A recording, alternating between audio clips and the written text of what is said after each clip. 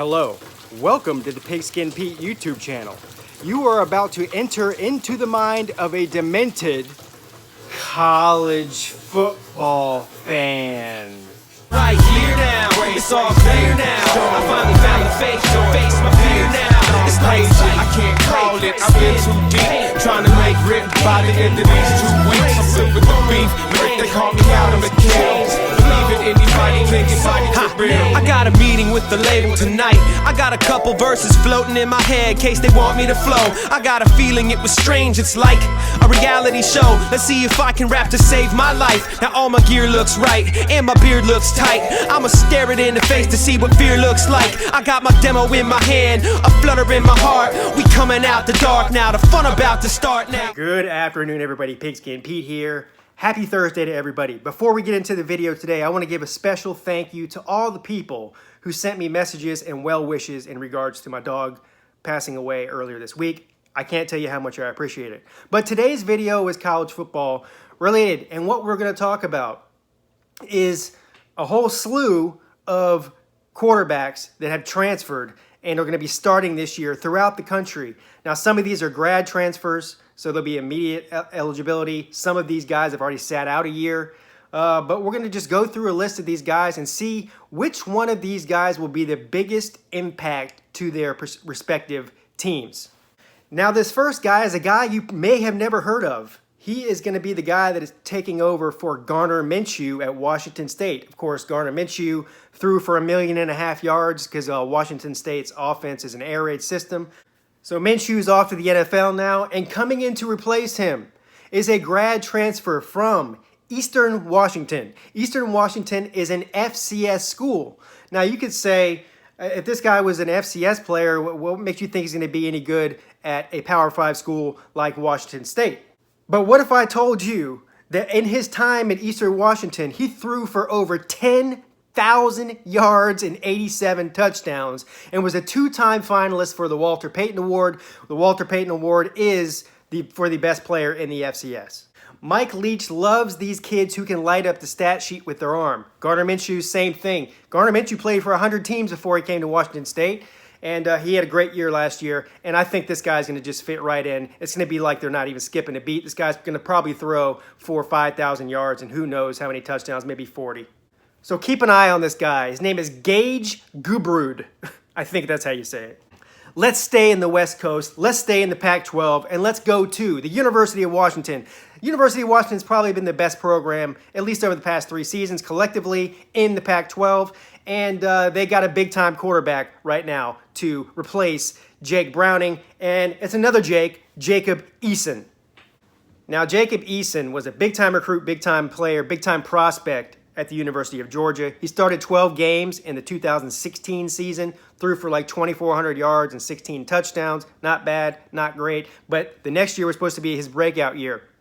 In comes Jake Fromm, whatever. Jacob Eason, I believe, had an injury that sidelined him, and once Fromm came in, it was the end of it. Fromm, whatever. That was the end of that, and Jacob Eason saw the writing on the wall and decided to transfer. Sat out last year, so this year he will be the guy to lead the Washington Huskies offense.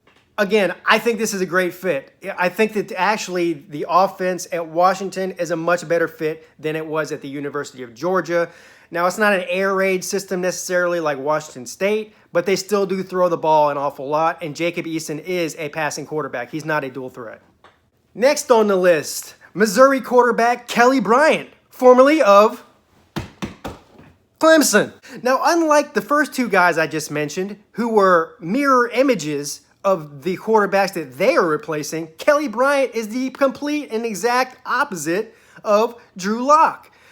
Drew Lock was a passing quarterback. He was not a dual threat. He could run a little bit, but let's face it. This guy lit the stat sheet up with his arm, threw for 1 million yards and 1 million touchdowns. Kelly Bryant has always been considered to be a dual threat. So they're going to have to change the offense. Either that or they're going to gamble big time on Kelly Bryant's arm. Now, the reason Kelly Bryant went to Missouri, because even to me at the beginning it was a little bit perplexing, is because of the offensive coordinator there, Derek Dooley. Derek Dooley, formerly of a lot of places, but most recently before he came to become the offensive coordinator at Missouri, was a wide receiver coach, I believe, or an offensive assistant for the Dallas Cowboys. So the reason Kelly Bryant is going there is because he wants to be prepared for the NFL. He wants to pass the ball more than he did at Clemson. So that's the reason he's there. We'll see how it all works out. Next big-time player, Hunter Johnson, formerly of Clemson again. Now, a lot of people don't remember Hunter Johnson a few years ago. When he came out of high school, he was the #1 overall quarterback recruit in the country at that time. Chose Clemson. Came to Clemson, sat behind Kelly Bryant for a year. Now, you're a 5-star #1 overall recruit in the country and you're not starting after 2 seasons, and you have Kelly Bryant starting in front of you. It's time to get the hell out of Dodge, especially when you're looking over your shoulder, and guess who's coming in after that? That's right, you guessed it, Trevor Lawrence. So nobody in their right mind can blame this kid for leaving. I would have done the same thing. I know in this era of quarterbacks transferring every time they don't get playing time, this kid actually made the right decision, and I don't blame him one bit. He is replacing a legend at Northwestern, Clayton Thorson, who also played very, very well. Ended up, I think, with the Eagles in this last draft, late in the draft. And best of luck to him. But anyway, Hunter Johnson is probably, in my opinion, the best quarterback that Northwestern has had in my lifetime, and we'll see how he does. Next on the list, Jalen Hurts at Oklahoma, of course, replacing Heisman winner and first overall draft pick Kyler Murray. Now, this is an interesting fit. Now, I don't think that a lot of people think that Jalen Hurts is going to go out there and throw for 5,000 yards and 50 touchdowns like Kyler Murray did, or like Baker Mayfield did, or somewhere in that range. But this is an offense that is poised to run all over Big 12 defenses, and I think that Jalen Hurts is a very good player. You know, overall, is he going to have the passing stats that those other 2 guys did? Probably not, but they'll be better than they were at Alabama just based on the Big 12 defenses alone. And I think his running stats are going to be through the roof great, running all over those Big 12 defenses. Jalen Hurts, if he stays healthy, will most likely be in New York come the Heisman ceremony, because I believe, again, I think that Oklahoma just, their offense anyway is just prime to just put up big numbers. And he's an experienced guy, one great athlete, a great leader. So Hurts is going to have a big year this year. Take my word for it. Next, we have Justin Fields at Ohio State. I'm not going to get into the whole transfer situation with that. We all know what happened with that. Whether that was BS or not, who cares? Doesn't matter. He got his waiver, so he will be eligible to play this year. And in my estimation, he will be the starter. Of course, replacing Dwayne Haskins, who set all kinds of passing records, touchdowns, and passing yard records at Ohio State. Some Ohio State fans, this isn't me saying it, this is them saying it, that he may be the best quarterback that they've ever had, Dwayne Haskins. So that's saying a lot. That's some big shoes to fill, especially since Justin Fields in his time at Georgia as a true freshman last year did nothing but hand the football off. I don't know how many times he passed the ball, but it wasn't a lot, and he didn't get a whole lot of experience. So this is going to be a rocky situation.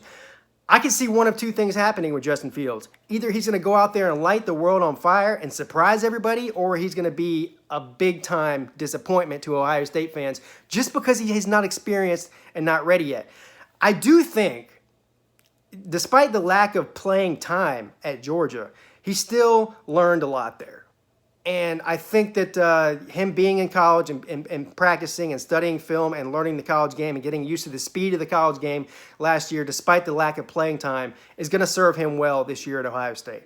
So I'm looking for actually a pretty good year from Justin Fields. I think what you're going to see most likely is a little bit slow out of the gate, maybe the first 3 or 4 weeks, trying to find his sea legs. And then after that, I think he's going to be lighting it up, and he's going to have a great year by the time the end of the season comes along. Last and not least on this list, my favorite, Tay Martel at Miami. Now, I'm going to be honest here. I don't know a lot about Tay Martel. I know he was a really good high school player at Bishop Gorman High School, which is like the Alabama of high school football or whatever. Maybe even shorter than Kyler Murray was. The guy's basically a midget. He can run around. He's got a pretty good arm. But I just don't know, man. And this guy's, out of all these guys that I mentioned, this is the biggest unknown that there is. And the quarterback situation in Miami is mind-boggling. You have N'Kosi Perry there. Is he going to beat out N'Kosi Perry? I don't know. I don't think so. I've seen Perry play, and I think I know that Perry has a good upside. Now, Perry has some character issues. At least he's gotten in trouble a little bit last year at Miami. But I don't know.